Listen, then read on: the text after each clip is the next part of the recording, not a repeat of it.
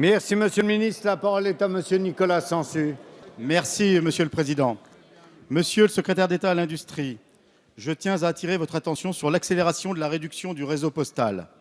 Partout en France, et c'est le cas au cœur du Cher, de Bourges à Vierzon en passant par Nançay ou Marmagne, mais aussi dans les métropoles comme à Paris intramuros ou en banlieue comme à Villepinte par exemple, partout en France, la Poste ferme des bureaux, réduit les horaires d'ouverture, supprime des emplois, 7200 en 2015, tout en ayant recours à la précarisation et à des techniques managériales fragilisant les personnels.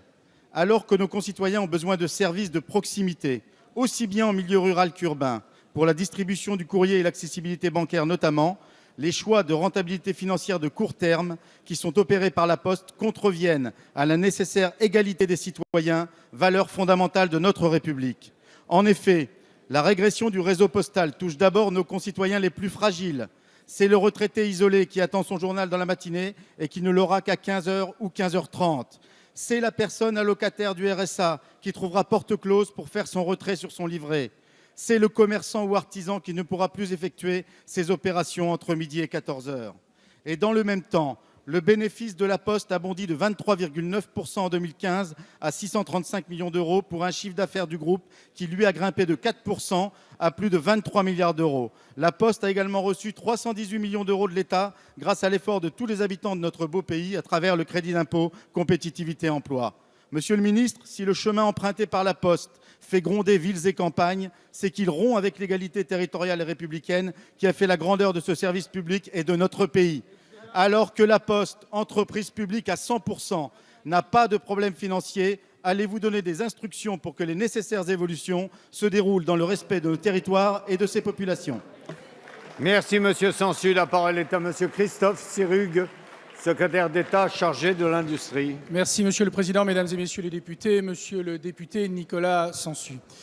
La Poste est confrontée à une évolution significative de ses missions, qui sont liées à deux éléments principaux que vous connaissez, une baisse extrêmement lourde du volume de courrier, de l'ordre de 6% par an, et une baisse tout aussi significative de la fréquentation des bureaux de poste.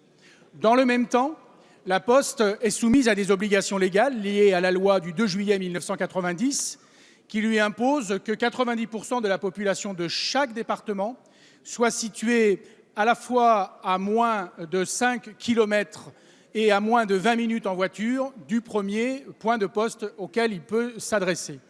Et donc, en fonction de ces deux éléments, nous avons bien évidemment, et parce qu'il y a en effet une mission de service public que vous avez rappelée, nous avons besoin d'accompagner la Poste dans l'évolution qui est apportée. Je voudrais d'ailleurs en profiter pour saluer les agents qui participent tous les jours d'un service au quotidien qui est fort important. Mais dans le même temps, cette évolution que nous apportons a amené à des propositions que je crois extrêmement intéressantes pour le maillage du territoire. Parmi ces propositions, il y a la mutualisation, bien sûr, avec des services existants, qu'ils soient publics ou privés. Je pense bien sûr à ce qui a été fait avec des mairies dans les agences postales communales ou ce qui est fait avec des commerçants dans les relais poste-commerçants. Je pense aussi aux maisons de service public. Je rappelle que nous avons une convention qui nous lie avec la Poste qui va permettre la réalisation d'ici de la fin de l'année de 1000 maisons de service public, dont 500 dans des bureaux de poste, ce qui est un élément de proximité significative, 75% des coûts de fonctionnement étant pris en charge par l'État.